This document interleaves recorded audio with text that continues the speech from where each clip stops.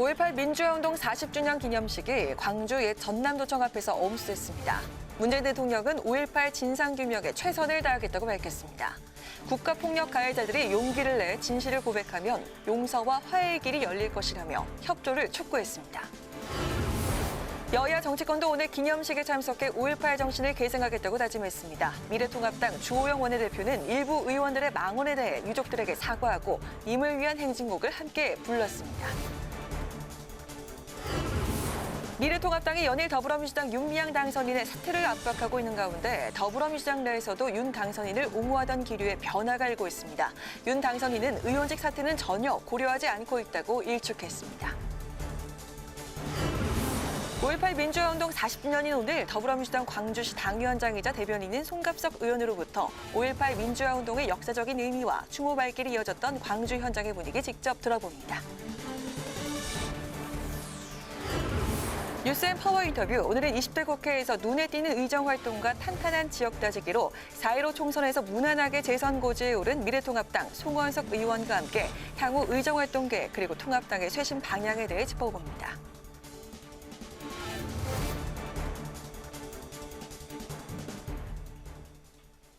안녕하십니까. 5월 18일 의정종합뉴스 뉴스엔 시작하겠습니다.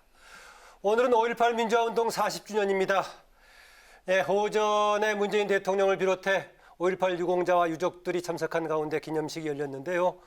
문 대통령은 국가폭력의 진상은 반드시 밝혀내야 한다고 말했습니다. 또 지금이라도 진실을 고백하면 용서와 화해의 길이 열릴 것이라고 했습니다. 양윤선 기자의 보도입니다.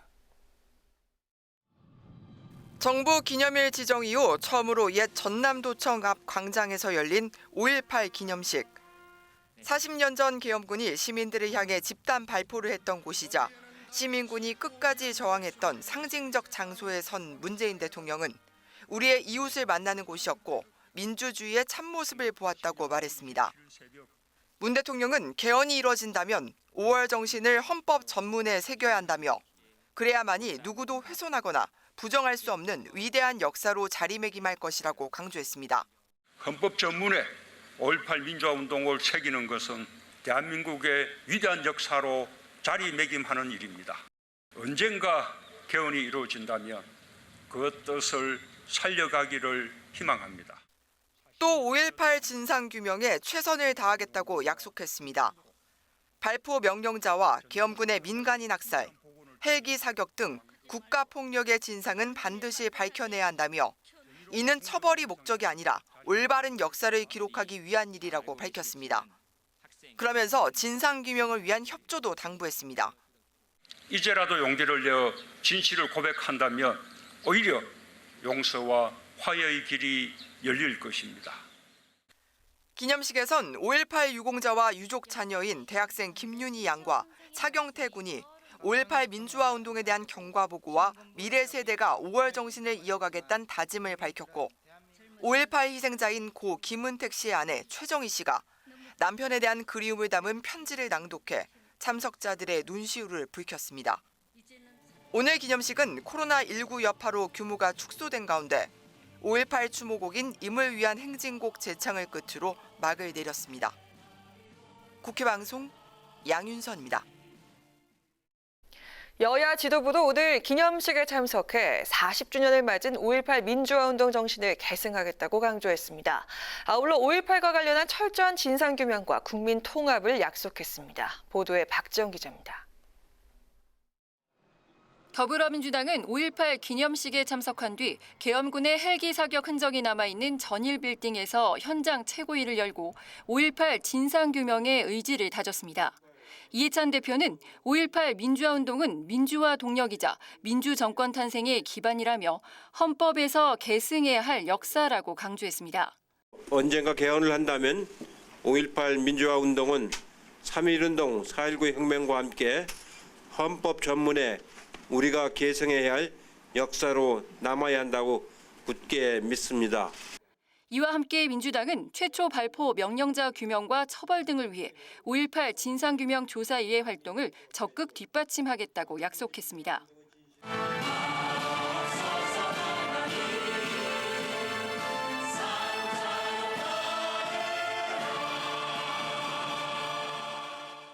취임 후 첫 지역 방문에 나선 주호영 원내대표는 5.18 기념식에 참석해 임을 위한 행진곡 제창에 동참했습니다.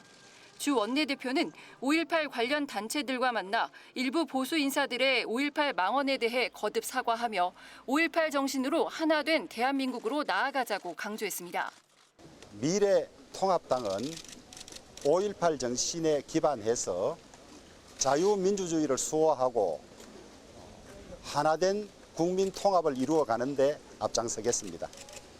다만 이종명, 김순례 의원 등의 징계 요구에 대해선 당이 달라 어렵다고 난색을 표했습니다. 정의당에선 심상정 대표가 기념식에 참석한 후 5.18 민주묘지에 참배했고 21대 국회에서 5.18 진상규명이 마무리돼야 한다고 밝혔습니다. 앞서 어제 5.18 민주묘지를 참배한 국민의당 안철수 대표는 21대 국회에서 헌법개정특별위원회를 구성해 5.18 민주화 운동의 역사적 사실과 정신을 헌법 전문에 담자고 제안했습니다. 국회방송 박지영입니다. 여야 정치권은 5.18 관련 법안을 21대 국회에서 조속히 입법한다는 데 뜻을 모았습니다. 하지만 역사 왜곡 처벌법과 진상조사위원회에 강제조사권을 부여하는 문제는 여야가 입장 차이를 보이고 있는데 어떤 내용인지 임채원 기자가 보도합니다. 5.18 진상규명조사위원회가 지난 12일부터 최초 발포와 집단 발포 책임자 등을 규명하기 위한 본격적인 활동에 나섰습니다. 하지만 조사 대상자가 출석을 거부하면 강제 구인할 방법이 없기 때문에 진상규명 작업에 한계가 있습니다. 민주당 21대 국회 광주 전남 당선인들은 진상조사의 권한 확대를 비롯한 5.18 역사 바로 세우기 8법을 21대 국회에서 꼭 통과시키겠다고 밝혔습니다. 진상규명조사의 권한 확대는 강제 조사권을 부여하는 것이 핵심입니다. 5.18 민주화 운동을 왜곡하거나 비방할 경우 처벌하는 역사 왜곡 처벌법 제정안도 21대 국회에서 추진됩니다. 21대 국회는 헌법에 위배되지 않는 범위 내에서 이 파렴치한 자들을 처벌할 특별법을 만들겠습니다. 아울러 이번에야말로 5.18의 묻혀진 진실을 낱낱이 파헤칠 것입니다. 앞서 지난해 2월 당시 5.18 망언 논란을 일으킨 자유한국당 김진태, 이종명, 김순례 의원은 당 차원의 징계를 받는 데 그쳤습니다.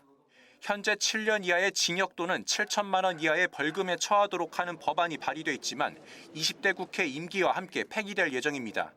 통합당 주호영 원내대표는 5.18 망언에 대해 사과하고 21대 국회에서 5.18 민주유공자 예우법 개정안 처리를 약속했습니다. 개정안은 민주화운동 관련 3개 단체를 법제화하고 예산을 지원하는 내용입니다. 다만 역사 왜곡 처벌법 제정과 진상조사위의 강제 수사권에 대해선 논의가 더 필요하다는 입장입니다. 간단한 문제는 아닌 것 같아요. 여러 가지 원칙이나 기준들을 보고 촘촘히 안 하니까 법을 만들고 나서 후유증도 있을 수 있고 또 이게 선례가 되면 딴 법도 그래야 되니까 법 체계에 중요한 것들을 우리가 지켜야 되는 그런 어려움이 있습니다.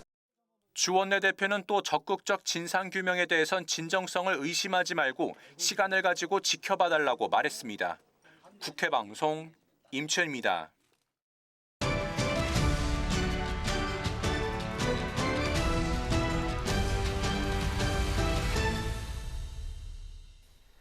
네, 오늘 이슈 분석 홍혜진, 한도영 기자와 함께합니다. 어서 오세요. 어서 오세요. 예, 문재인 대통령이 어제 이어서 오늘도 지금 5.18 정신이 헌법 전문에 포함돼야 된다.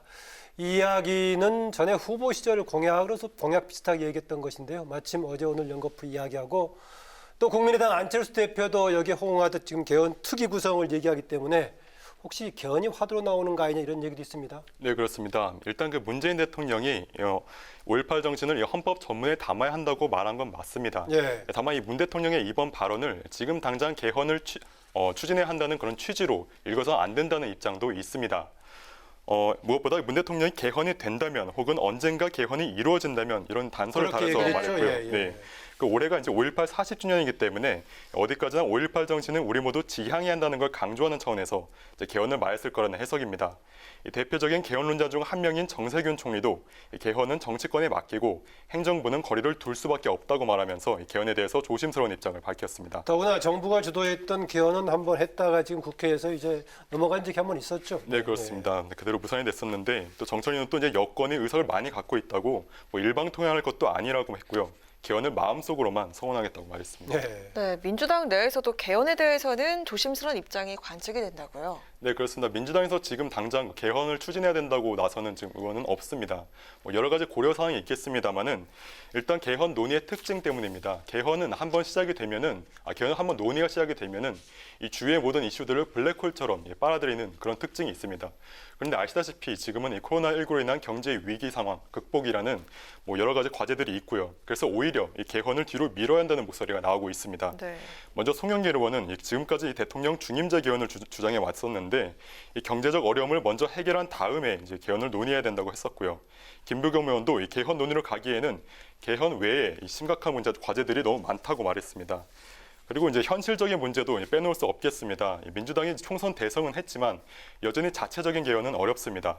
지금 민주당이 현재 177석이고 또 여기에 6석의 정의당, 3석의 열린민주당, 그밖에 기본소득당 같은 나머지 의석을 모두 모은다 해도 190석입니다. 그러니까 개헌선인 200석에 도달하지 못하는 겁니다. 결국 보수 야당의 동참이 있어야만 개헌을 할 수 있는 건데 여야가 개헌 논의에 나서면 자칫 대치만 심화될 수 있고요. 그러면은 20대 국회 시작부터 허송세월할 수 있다. 기껏 확보한 국정 주도권을 제대로 활용하지 못할 수 있다는 우려가 있는 것으로 전해졌습니다. 네. 다만 실질적인 개헌 움직임까지는 아니더라도 대통령 중임제라든지 토지 공개념 심사 같은 이 개헌 아이디어는 민주당 특히 이 친문 의원들을 중심으로 계속 이어져 나올 가능성은 있겠습니다. 네, 조금 전에 한도영 기자 얘기했다시피 지금 이제 코로나19 상황이 무엇보다 지금 당면한 과제인데 이 상황에서 지금 개헌 논의는 진행되긴 좀 어려워 보이긴 합니다. 홍혜진 기자. 네. 윤미향 당선인 지금 야당이 공세 수위를 높이고 있는데요.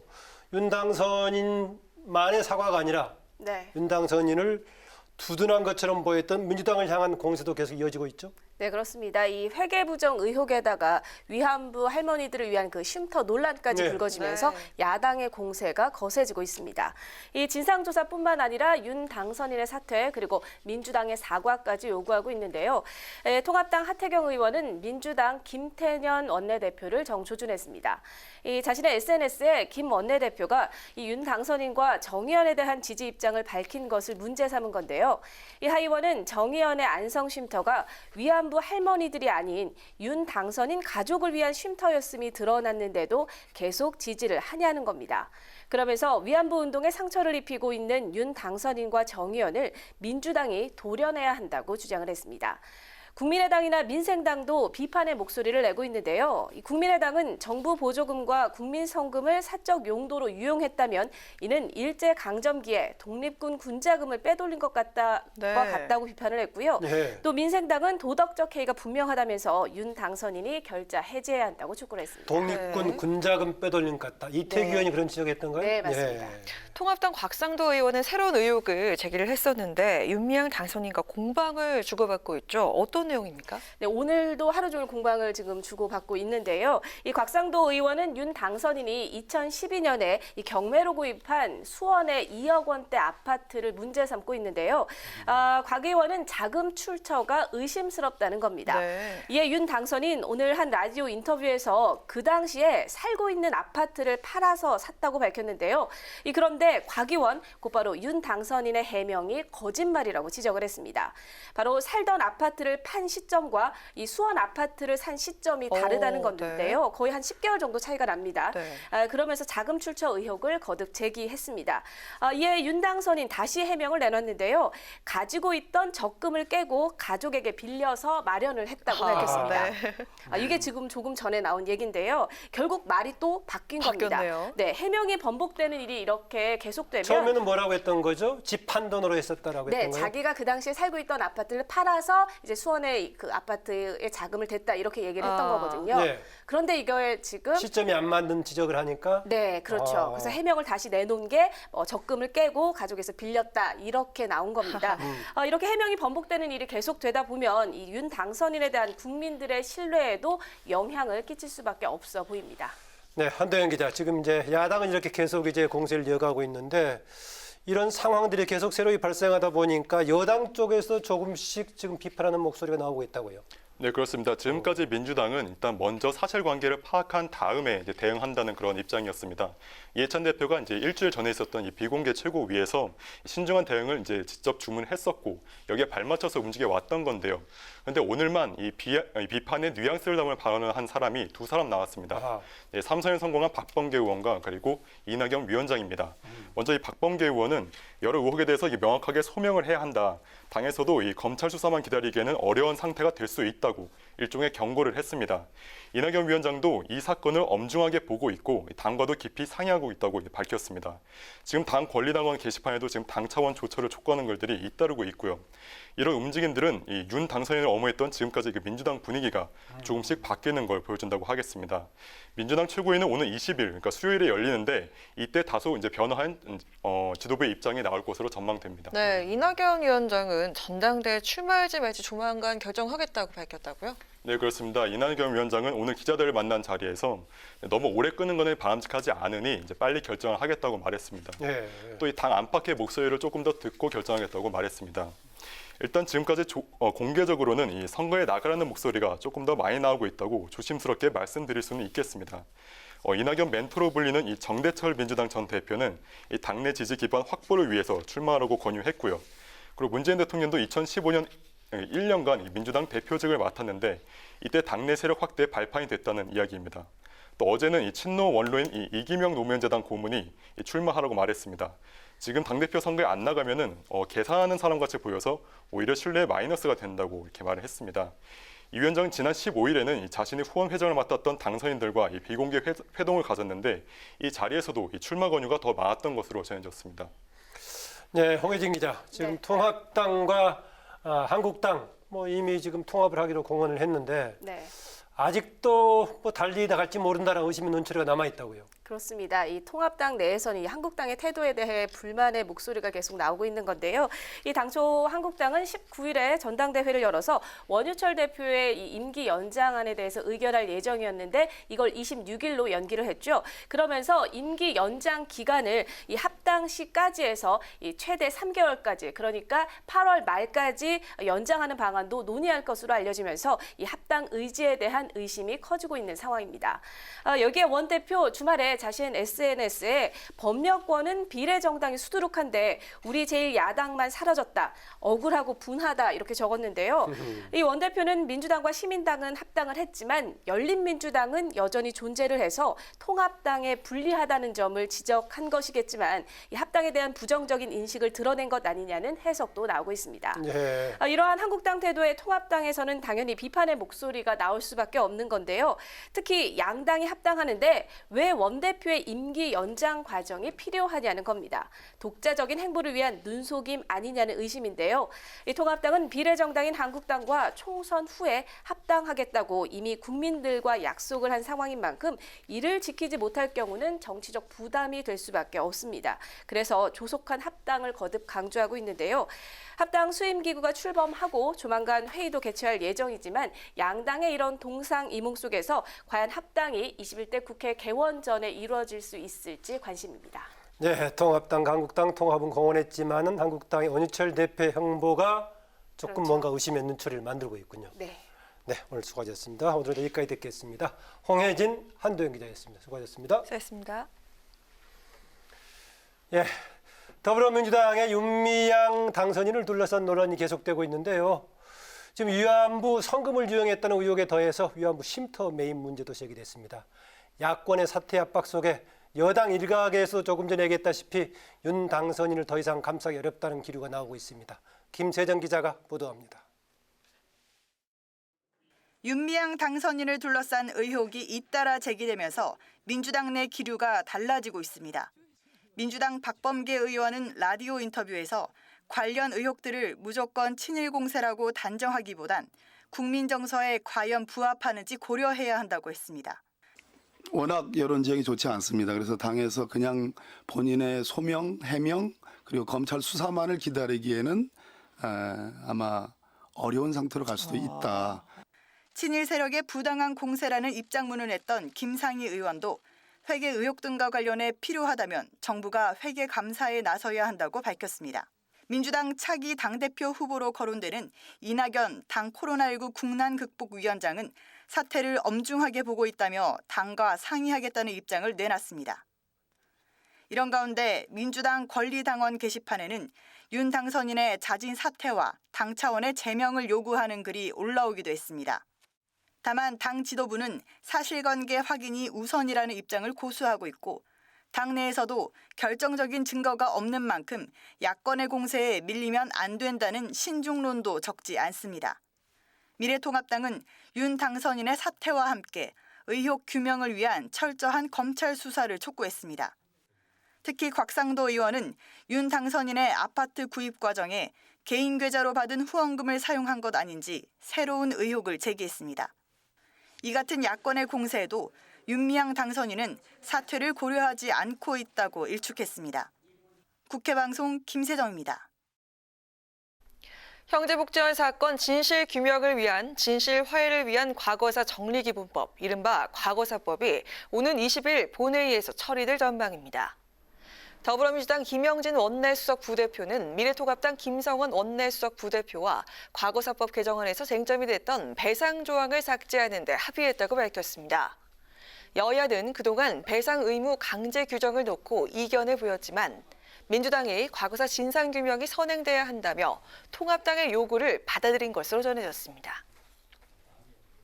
국민의당 안철수 대표가 미래한국당과의 공동교섭단체 구성 가능성에 대해 통합이나 연대 고민은 하고 있지 않다며 선을 그었습니다. 안 대표는 오늘 최고회의를 마친 뒤 기자들과 만나 야권 내 경쟁에서 국민의당이 어떻게 앞서 나갈 수 있을지가 고민의 초점이라며 이같이 밝혔습니다. 또 야권 연대 이야기는 전혀 나오지 않았다며 지금 야권에 필요한 건 혁신 경쟁이라고 강조했습니다.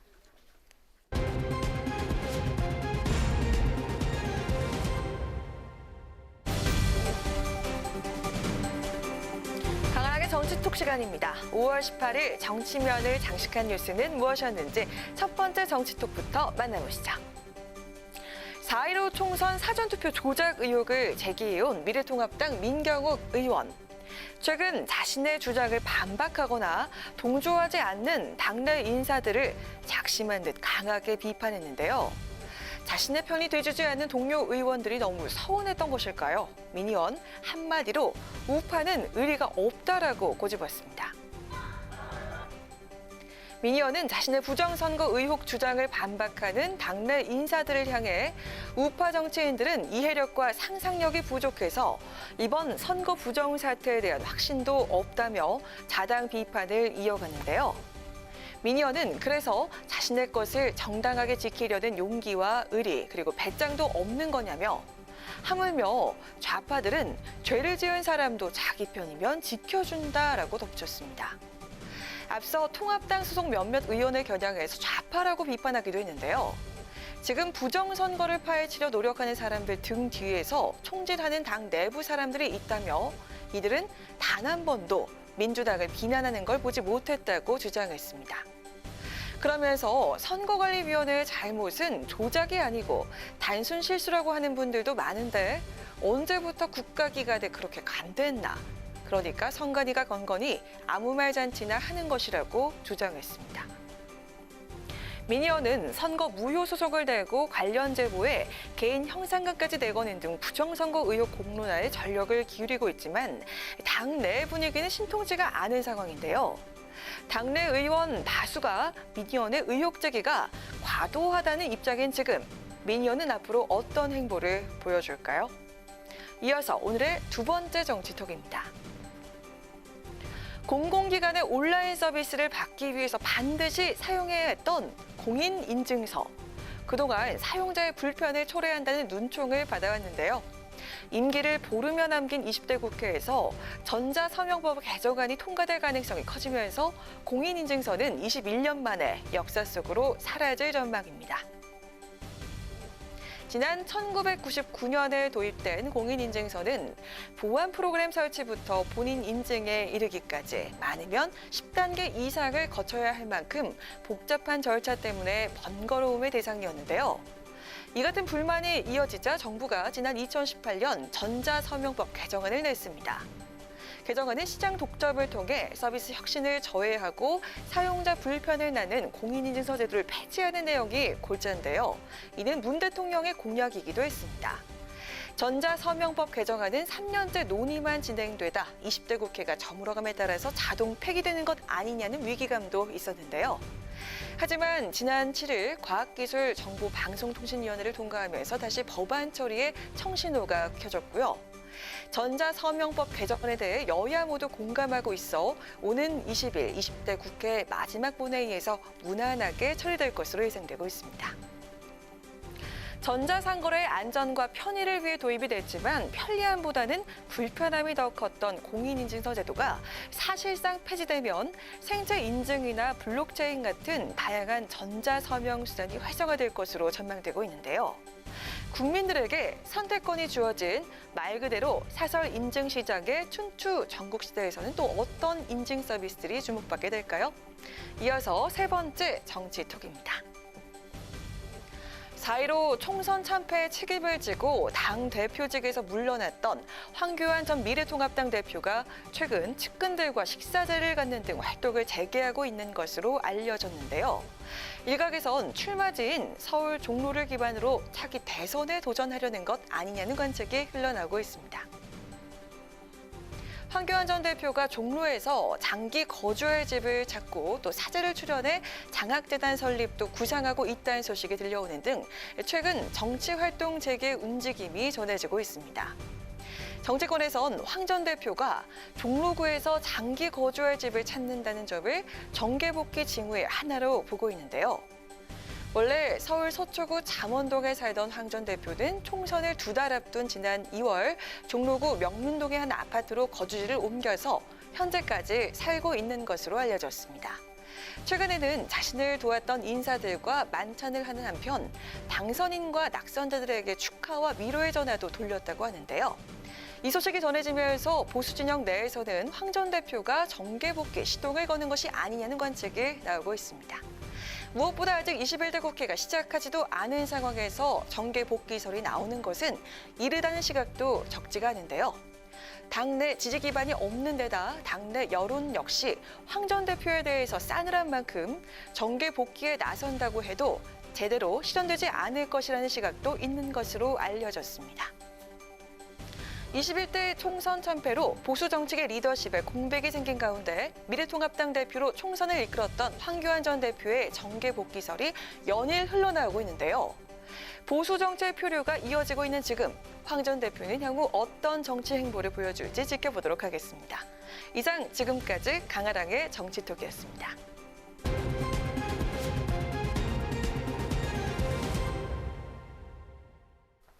네, 5.18 민주화운동 40주년인 오늘 여야 지도부가 일제히 광주로 향했습니다. 특히 민주당은 광주총 집결에서 5.18 정신 계승을 다짐했는데요.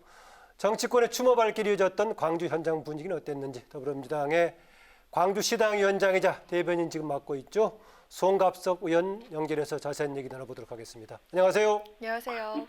네, 안녕하십니까. 송갑석입니다. 예. 오전에 이제 공식 기념식이 열렸고 지금 관련 기념 행사들 혹시 진행이 되고 있습니까? 네, 원래는 예전에는 많은 행사들이 있었는데요. 예. 이번에는 코로나 전국 때문에 17일 날 밤에 전야제부터 시작해서 워낙에 많은 행사들이 취소가 되고 축소되고 있습니다. 코로나도 있고 오늘 비도 오지 않았습니까? 어땠습니까? 아직 비는 안 왔고요. 흐린 날씨에 오후에 조금 이제 바람이 불고 있습니다. 네, 5.18 민주화운동 40주년. 민주당 광주시 당위원장이신 대변인께서는 그 의미가 더 남다를 것 같은데요. 4.18 40주년의 역사적인 의미가 뭐라고 보십니까? 5.18 40주년. 네, 5.18 40주년 성년을 맞이했습니다. 그동안 광주 5.18은 광주 현대사에서 가장 의미 있는 민주화 운동이었습니다. 그리고 그것으로 인해서 군부의 정치 참여가 영원히 그 고리를 끊게 되는 계기가 됐다고 생각합니다. 그 증거가 바로 87년 6월 항쟁 때 군부 개입설이 있었지만은 그걸 막아냈던 원동력은 80년 5월에 우리 광주 시민들의 피해 대가였다라고 생각을 합니다. 그럼에도 불구하고 40년이 지났지만 5.18에 대한 진상규명은 아직 완결이 되지 못하고 있습니다. 그 결과로 공식적인 국가보고서도 아직 채택되고 있지 않는 상황입니다. 그러다 보니 5.18을 폄훼하고 왜곡하고 조롱하는 많은 일들이 벌어지고 있습니다. 우리가 알다시피 급기야는 지난 20대 국회에서는 국회라고 하는 공간에서 국회의원들이 망언을 일삼는 일이 발생을 했기 때문에요. 그래서 현재 남아있는 과제는 마지막 진실규명을 확실하게 하는 문제, 그다음에 5.18을 폄훼하고 왜곡하는 그러한 잘못된 시도에 대해서 따끔한 법의 심판을 내리는 어떤 법적인 뒷받침, 이런 것들이 5.18 40주년의 과제 중에 하나가 아닌가라고 생각을 합니다. 네, 여야 정치권이 오늘 광주에 집결을 했는데요. 기념식부터 네. 민주묘지 참배까지 현장 분위기가 어땠습니까? 일단 예전 5.18하고 국가기념식 크게 달라진 두 가지는 사회적 거리두기의 일환으로 400명만 초청이 돼서 다소 조촐하게 진행됐다라고 하는 점이 첫 번째 좀 달라진 점이고요. 두 번째로는 기념식의 장소가 국립묘지가 아니라 옛 전남도청 앞 민주광장이었다라고 하는 것이 달라진 점이었던 것 같습니다. 현장이라고 할 수 있겠죠? 네. 그럼에도 불구하고 비교적 차분하게 5.18의 40주년의 의미를 되새기고 앞으로의 과제를 서로 결의하는 그런 분위기로 진행되어 있습니다. 네, 몇 가지 새로운 분위기를 전해주셨는데요. 또 하나 이번에 40주년 시기의 특징 중에 하나가 통합당, 한국당 등 보수 야권이 강주를 찾았습니다. 특히 주호영 원내대표를 비롯해서 참석하면서 망언에 대한 사과도 나섰는데 예전에 간혹 보면은 이쪽의 일부 시위대라든가 유가족들이 항의를 받기도 했던 그런 이제 보수 정당이기도 한데 이번에는 좀 분위기가 다른 것 같습니다. 현장에서 상당히 그 진정성을 좀 받아들이고 있는 분위기처럼 느껴지는데 어떻습니까? 현장의 민심은요? 특히 작년하고 대비가 많이 됩니다. 작년 황교안 대표가 국립묘지를 참석했을 때는 유가족을 비롯한 많은 시민들의 격렬한 항의가 있었습니다. 왜냐하면 망언에 대한 책임자들에 대한 징계도 미루고 있었고 또 그 망언에 대한 확실한 사과도 없었기 때문에 그렇습니다. 그에 반해서 이번에 주호영 원내대표를 비롯해서는 전혀 그런 것이 없었고요. 오히려 좀 환대하는 분위기, 이런 분위기였습니다. 그것은 알다시피 주호영 원내대표가 기왕에 있었던 5.18에 대한 폄훼 왜곡에 대한 반성을 했었고요. 그다음에 현재 5.18을 바로 세우기 위한 일부 법안에 대해서 전향적인 자세를 취했기 때문에 그런 점에 대해서는 굉장히 광주 시민들도 고무적으로 받아들이고 있습니다. 네, 이런 문제가 정파적이 아닌 국민적인 쟁점으로 가는 것은 좀 바람직한 방향이라고 생각이 되고요. 마지막으로 이제 재선에 당선이 되셨는데 5.18 관련해가지고 앞으로 어떤 역할을 하고 싶으신지 지금 관련 무슨 8법 바로 세우기 8법도 제기되고 있습니다만 어떤 역할을 하실 것인지 마지막 얘기 듣고 싶습니다. 네. 오늘 대통령께서 기념사에서도 말씀하셨듯이 5.18 진상규명조사위원회가 남겨진 진실을 낱낱이 밝힐 수 있도록 지원을 아끼지 않겠다라고 하는 말씀도 하셨고요. 만약에 개헌이 된다면 헌법 정문에 5.18 민주화 운동의 정신이 반드시 새겨져야 된다, 이런 말씀도 하셨습니다. 그런데 상당 부분 국회에서 뒷받침해야 될 문제인 것 같습니다. 앞서 제가 과제로 말씀드렸던 5.18에 대한 왜곡 처벌법의 문제를 20대 때는 처리하지 못했는데 21대 때 꼭 처리해야 될 목표가 있고요. 두 번째로는 마지막 기회인 5.18의 진상규명을 위해서 진상규명조사위원회 활동이 보다 더 원활하게 되기 위한 일부 개정안이 발의되는 등 입법적 과제가 한 8개 정도가 있는데요. 광주 전남 18명의 저희 당 당선인들이 공동의 1호 법안으로 이것을 제출할 예정이고요. 그다음에 저희 당의 최고위원 회의를 통해서 당대표께서도 그중에 최소한 한두 개의 법안은 당의 공식 당론으로 의결을 해서 함께 진행해 갈 것이다라고 하는 말씀을 드리고 싶습니다. 네, 오늘 말씀 잘 들었습니다. 고맙습니다. 고맙습니다. 네, 고맙습니다. 네, 지금까지 더불어민주당의 송갑석 대변인이었습니다.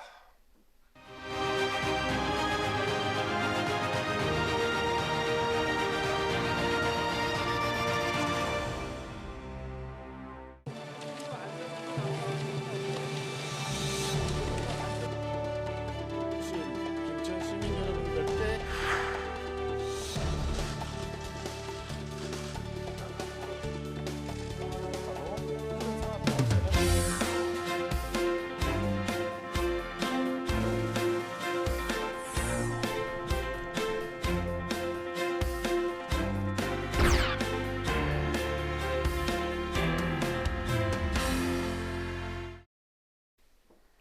네, 이번 시간은 뉴스엔의 파워 인터뷰 코너입니다.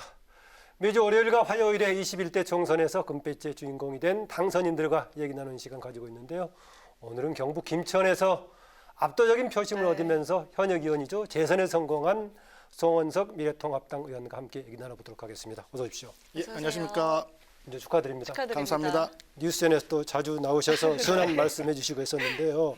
이번에 압도적인 표차로 당선이 됐습니다. 지역구가 좋은 겁니까? 개인적인 인정을 많이 받은 겁니까? 저는 뭐 외람스럽지만 두 번째라고 믿고 싶습니다. 예. 예, 그동안에 이제 제가 보궐로 국회에 들어와서 한 2년 정도 의정 활동을 했는데 의정 활동하면서 정말 열심히 최선을 다해서 하겠다는 어떤 그 진정성과 그 노력에 대해서 당 안팎에서 인정을 받은 결과가 아닐까 이렇게 생각을 합니다. 예. 그 당에 사실 뭐 이런저런 활동을 굉장히 많이 했고 또 당내 당직도 여의도 연구원의 부원장부터 해서 원내 부대표도 했고 그다음에 부총장도 하면서 최선을 다했다. 그런 점이 인정을 받은 거 아닌가. 그래서 앞으로 더 열심히 해야 되겠구나 하는 이런 큰 책임감 같은 게 지금 느껴지고 있습니다. 예. 그리고 아시다시피 우리 당 그 전체적으로는 또 성적이 원하는 만큼 나오지 않았기 때문에 거기에 따르는 또 부담감이라든지 이런 부분도 상당히 크다 해서 만감이 교차하고 있다 이렇게 말씀드릴 수 있겠습니다. 네, 뭐 의정 활동 열심히 하신 만큼 당에서도 뭐 단수 추천으로 일찍이 공천 확정 지으셨던 것 같은데요. 지역 주민들이 의원님께 다시 일할 기회를 준 의미는 뭐라고 생각하십니까? 바로 그 부분입니다. 제가 일을 하면서 처음에 왜 정치를 하려고 하느냐라는 질문을 했을 때 그래도 우리 대한민국에서 그동안에 번영을 이끌어왔던 예. 자유민주주의와 시장 경제 질서가 잘 지켜졌으면 좋겠다. 네. 거기에 일조를 하고 싶다라는 말씀을 드렸는데 의정 활동 과정에 그런 부분들이 충분히 진정성을 인정받은 거 아닐까 하는 그런 생각이 들고요. 그리고 더 중요한 거는 사실은 이제 표를 가지고 이제 말씀을 드려야 되기 때문에 현장에서 지역에서 시민들께서 정말 많은 압도적인 지지도 해주시고 따뜻하게 격려와 성원도 해주시고 김천의 발전을 위한 여러 가지 이 정책들 그리고 여러 가지 과제들을 작지만 여러 개를 이제 해결해 나가는 과정 거기에 시민 여러분들께서 동의해 주시고 이해해 주셨기 때문이 아닌가 이렇게 생각합니다. 그래서 지역 정가에서부터 많은 분들이 정치권 주변에 계신 분들과 일반 시민들이 이해를 하고 협조를 해 주셨기 때문에 그래서 이번에 이제 공천 과정이나 선거 과정도 다소 원만한 것으로 외부에서는 비춰질 수밖에 없었던 거 아닌가 이렇게 생각을 하고 다시 한번 격려해 주시고 성원해 주셨던 지역 주민 모든 분들께 감사하다는 말씀 이 자리를 빌려서 드리고 싶습니다. 네, 당선인 송원석 의원께서는 이제 경제 분야 전문가로서 당에서 역할을 많이 하셨고 이걸 토대로 정무적인 역할도 많이 하셨는데요. 지금 이번에 코로나19 이후를 대비하는 경제 공부 모임 결성하기로 했습니다.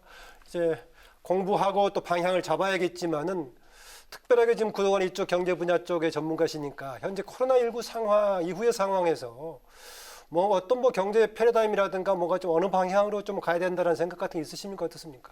코로나19는 생각보다 훨씬 우리 생활에 깊이 변화를 가져올 거라고 저는 생각을 합니다. 당장 지금 음식점 같은 데서 보시면 우리 그 한국식 어떤 그 음식의 기본은 탕 같은 걸 전체를 같이 넣고 이렇게 나눠 먹는 그런 개념들이 많지 않습니까? 식탁 문화 자체가. 근데 이게 전부 다 개별적으로 이렇게 많이 이제 이렇게 바뀌고 있습니다. 그래서 실제로 생활 주변에서 굉장히 큰 변화가 있을 수 있다. 그렇다면 향후에 예상되는 변화에 맞춰서 우리가 선제적으로 산업 어떤 그 경제적인 산업적인 대책이 필요하다. 이런 생각이 들고요. 가장 비근한 예가 최근에 비대면 의료, 예. 또 원격 의료라고 하는 부분이 청와대와 여당 내부에서 지금 의견이 나오고 있지 않습니까? 나왔다가 취소가 되기도 하고 그랬죠. 예. 취소라기보다는 약간의 그 물러섰죠. 방향성에 예, 예. 있어서 조금 차이가 있다 하는 건데 사실 이게 수년 전에 벌써 국회에서도 논의가 되었던 사항 아니겠습니까? 그래서 향후에 이제 그 비대면 의료 또는 원격 의료에 대한 부분은 불가피하게 갈 수밖에 없는 방향이다. 이렇게 생각을 합니다. 그렇다면 그런 부분에 있어서 선제적으로 공격적으로 투자를 해 나가야 될 필요가 있다. 그리고 4차 산업혁명이나 뭐 IT, AI 혁명 같은 부분이 이미 많은 부분이 진행되어 오던 부분이 있기 때문에 네. 그런 부분들과 연계해서 아마 이게 우리 생활에 또는 산업에 굉장히 크게 영향을 가져올 것이다 이렇게 생각합니다. 그래서 좀 전에 말씀하셨지만 이제 여야를 떠나서 네. 우리가 대한민국이 잘 되고 국민들이 더 행복하도록 하기 위한 것이 정치하는 사람들의 기본적인 어떤 책무라고 보기 때문에 그래서 공부하는 모임을 통해서 그러면 어떻게 우리가 대책을 만들어 나갈 것인가 네. 이게 정치적인 어떤 이해관계를 떠나서 좀 더 정책적으로 국민들한테 필요한 부분을 우리가 해나가자 하는 그런 취지에서 지금 공부하는 예, 모임을 이렇게 타지해 하고 보니까 있습니다. 어떻습니까? 여야 간에 좀 잘 모아질 것 같습니까? 어떻습니까? 지금 상당 부분 진행이 되어 있고요. 예. 아마도 이제 21대 국회가 개원을 하게 되면 바로 신청서를 낼 수 있도록 그렇게 지금 준비가 되고 있습니다. 예, 지금 얘기하신 대로 이런 게 이제 정쟁의 대결 무대가 아니라 여야의 서로의 지혜를 모으는 자리가 좀 되기를 좀 기대를 해보고요. 특히 더 중요한 부분이 뭐냐면 지금 우리가 이미 누차 얘기했지만 일자리가 곧 복지다. 예. 이런 얘기를 사실 굉장히 많이 했는데 지금 최근에 코로나 사태로 보면 일자리 부분이 굉장히 어려움이 많습니다. 네. 최근에 저 조사한 바에 의하면은 3월, 4월 두 달 동안에 일자리가 102만 개 정도가 없어졌다. 네. 이런 이야기를 하거든요. 근데 그게 이제 실제로 작년 12월 대비해서 4개월로 치더라도 한 200만 개 이상이 지금 일자리가 사라졌다라고 하는 그런 연구 분석이 나와 있습니다. 그 통계청 자료입니다. 그러다 보니까 사실 일자리가 복지라고 할 때 가장 중요한 게 고용을 유지시켜 주는 것인데 기업을 하는 입장에서는 지금이 구조조정이 또 필요하다. 예. 왜냐하면 매출이 일어나지 않으니까. 그래서 향후에 이런 부분에 대해서 어떻게 하면은 절충점을 찾을 수 있을 것인가. 이런 논의가 꼭 필요한 상황이 아닐까 생각을 합니다. 네, 오늘 또 5.18 40주년인데 또 이 질문도 좀 빠질 수 없을 것 같습니다. 조금 전에 제가 그 송갑석 민주당 대변인 이제 전화 연결하는 거 옆에 오시기 전에 좀 들으셨을 건데요. 이번에 주호영 원내대표 바로 이제 기념식에 참석을 했는데 좀 분위기가 예전하고 다르게 상당히 호의적이고 환영하는 분위기다. 또 주호영 원내대표가 집안에 상 치른 다음에 이번에 지역 방문 첫 번째 지역을 광주 이렇게 기념식에 참석했다고 한단 말이죠. 송은석 의원께서는 통합당 지도부의 광주행 의미 어떻게 평가하십니까? 저는 주호영 원내대표를 비롯한 우리 당 그 현재 지도부에서 5.18 광주 참여를 한 것이 굉장히 시의적절했다 이렇게 생각을 하고요. 사실은 그 누구에게나 개인적인 그 기억에도 아픈 기억들이 다들 있습니다. 그렇지만 그 기억이 아픈 기억이 나의 것이 아니길 바라는 것은 마음뿐이지 전부 다 자기의 현재의 자기를 만들어준 밑바탕이 될 수 있다고 봅니다. 역사도 마찬가지로 아픈 역사, 좋은 역사도 있지만 아픈 역사, 나쁜 역사, 잊어버리고 싶은 역사도 많지만 그것을 그냥 망각할 수도 없고 역사에서 제외시킬 수도 없는 거 아니겠습니까? 그런 부분을 다 포용하고 끌어안고 가는 것이 현재 우리에게 주어진 책무이고 그런 점에서 저는 김대중 대통령께서 말씀하셨던 국민통합이라는 메시지가 지금 이 시간에 우리가 여야를 떠나서 정치권에 큰 화두가 되지 않을까 그리고 굉장히 큰 울림을 주지 않을까 생각을 합니다. 그런 아픈 역사에 대해서는 진실을 밝혀야 되는 것은 당연히 노력을 해야 되고 그리고 그 과정에서는 그런데 어떤 특정한 정파적인 정치적인 어떤 색깔로 인해서 왜곡이 되거나 굴절이 되는 부분은 막아야 될 것이다. 그리고 궁극적으로는 국민 통합과 화합을 통해 가지고 대한민국이 지금보다 한 단계 더 업그레이드되는 성숙하는 그런 계기로 삼아야 된다. 우리가 더 클 수 있고 더 성장할 수 있는 영양분, 자양분으로 삼아야 된다 하는 그런 점에서 이번에 우리 당 그 지도부가 광주를 방문한 것은 참 잘했다 하는 생각이 듭니다. 네, 이번 주에는 통합당 당선자 연찬회가 예정이 되어 있죠. 그렇습니다. 예. 네, 의원님을 포함한 재선 모임이 앞서서 김종인 비대위에 힘을 실은 바가 있는데 이 자리에서 김종인 비대위 운명이 판가름 날 전망이라고 하는데요. 지금은 현재 어떻습니까? 여전히 당내에서는 뭐 다양한 의견이 있습니다. 그런데 다양한 의견이 있다고 해서 늘 그 다양한 의견을 서로 뭐 다툼이 있고 내분이 있고 균열이 있다라고 보기보다는 민주적인 정당 운영의 하나의 과정이다. 네. 이렇게 보시면 될 것 같습니다. 그런데 처음에 재선 당선인 모임이 가장 먼저 이제 총선 이후에 있었는데 그때도 최고위원회에서 결정을 했지 않느냐. 이 뭐 여러 가지 다양한 의견이 있고 반대하는 의견도 있을 수 있지만 그래도 최고위의 의사결정을 존중하고 당이 빨리 수습과 안정을 되찾는 방향으로 가야 되지 않겠나 해서 그때 이제 김종인 비대위원장 체제로 가자 하는 데 대해서 동의를 재선 당선인 모임에서 네. 처음 했었죠. 그런데 그 이후에 다양한 쪽에 계신 3선 의원님들이나 4선 의원님들도 동의하신 분이 계시고 또 당 내외에서 또 반대 의견을 말씀하신 분도 계십니다. 물론 그 말씀도 틀렸다고 하긴 어렵습니다. 자강론 뭐 이렇게 주로 얘기를 많이 하는데 지금 현재로서는 제가 보기에는 그래도 현재로서는 비대위로 가는 것이 불가피하지 않느냐 하는 의견이 조금 더 많지 않을까. 전보다는 조금 그 기세는 약간 약화된 느낌도 좀 드는데 어떻습니까? 글쎄요. 그 전수조사를 안 해봤기 때문에 알 수는 없습니다만은 지난번 같은 경우에는 심재철 당시 원내대표께서 의견 수렴하는 과정에 대한 어떤 반발 내지는 거기에 대한 부적절함 이런 부분들이 포함이 되어 있었기 때문에 지금 현재 상황에서 냉정하게 우리 미래통합당의 현재와 미래를 봤을 때 불가피한 측면이 있지 않겠나라고 보는 시각이 다소 많을 것으로 저는 이제 전망을 하고 있습니다. 네. 아까 재선 모임 얘기했었는데요. 뭐 당의 뭐 허리 역할이라고 볼 수 있겠고요. 또 재선들이 초선일 때 시작은 여당으로 시작했다가 야당이 된 거고 지금 우리 송 의원께서는 야당 때 시작했습니까? 어땠습니까? 저는 야당만 해봤습니다. 글쎄요. 그러니까 중간에 오셨기 때문에 했는데 거기에 이번에 초선 의원들도 40명에다가 18명 합하게 되면 58명이 초선 의원들이 되는데 그렇죠. 상당히 그래서 그런지 최근에 제가 뭐 정치적 계속 보고 있으니까 오랜만에 통합당 계열에서 좀 뭔가 변화에 뭔가 좀 조짐이 있어 보이기도 하는데 어떤 역할을 하기 이렇게 되십니까? 지금 초선 말씀인가요? 아니, 재선 지금 중심 허리 역할을 재선 모임은 지금 저희들이 20명인가 그렇죠? 20명인가 되는데 거기다 아까 제가 이제 초선까지 더하면 상당히 많이 된다. 그렇죠. 그러면 초선과 재선을 합치면 당의 거의 그 과반수를 훌쩍 넘는 숫자가 될 것입니다. 아마 한 60, 70% 가까이 될 것 같은데요. 중요한 것은 숫자가 중요한 것이 아니라 한 분 한 분이 어떤 생각을 가지고 임하느냐의 문제일 것으로 생각이 됩니다.